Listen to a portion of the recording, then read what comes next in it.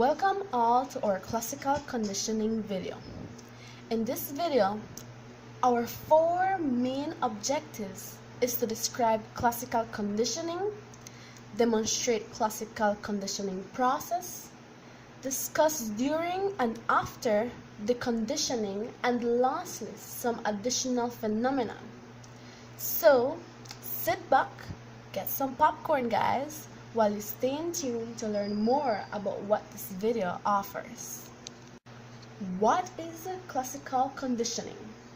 Well, classical conditioning is the relationship with response and stimulus. Here, there is no awareness given, thus, no choice to respond to the stimuli is specified.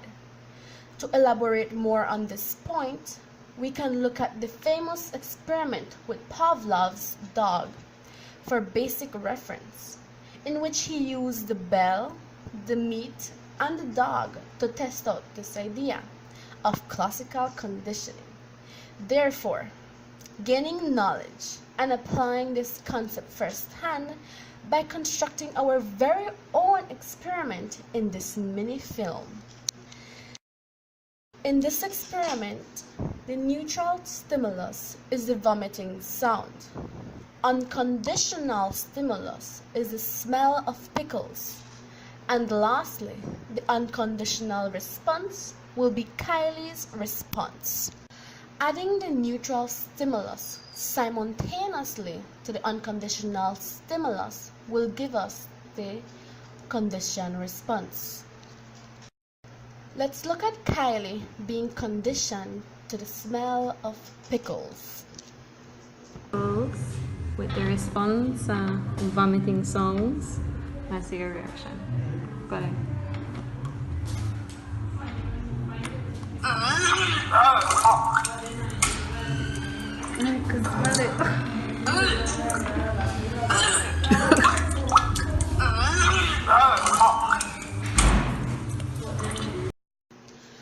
After numerous repetitions, let's see how Kylie responds to just the smell of pickles without the sound.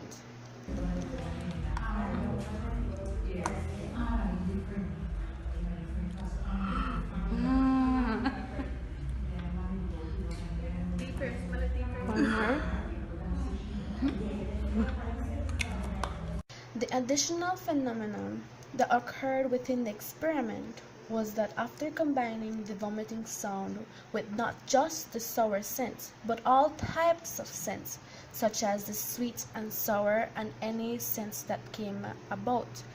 So this then gave birth to the concept of stimulus generalization. What is stimulus generalization? Well, the more similar a new stimulus is to the conditioned stimulus, the more likely you are to show a similar response.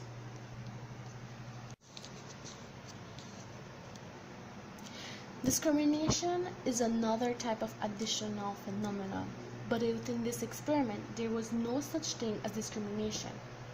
By definition, discrimination is a response that reacts differently because the two stimuli predicts different outcomes.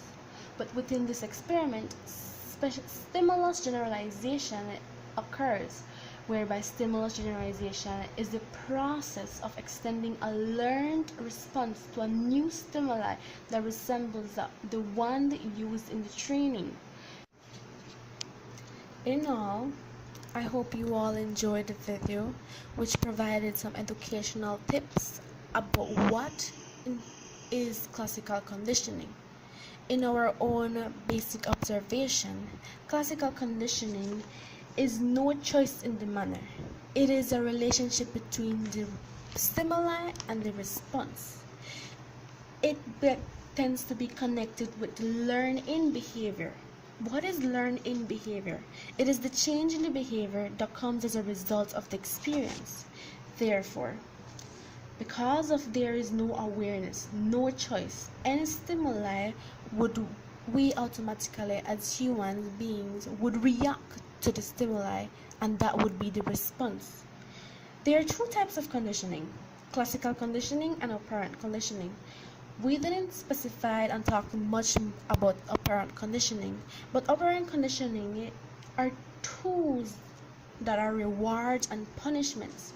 These is any stimuli that either increase the probability of a behavior or decrease the probability of a learned behavior. I would like to leave you all with the basic definition, the basic knowledge of what is classical conditioning. So remember all, classical conditioning is the relationship between the stimuli and the response. As we can see within the video, it is a relationship between the scent, sweet and sour, the pickle scent, connected with the vomiting sound. So that is it, guys.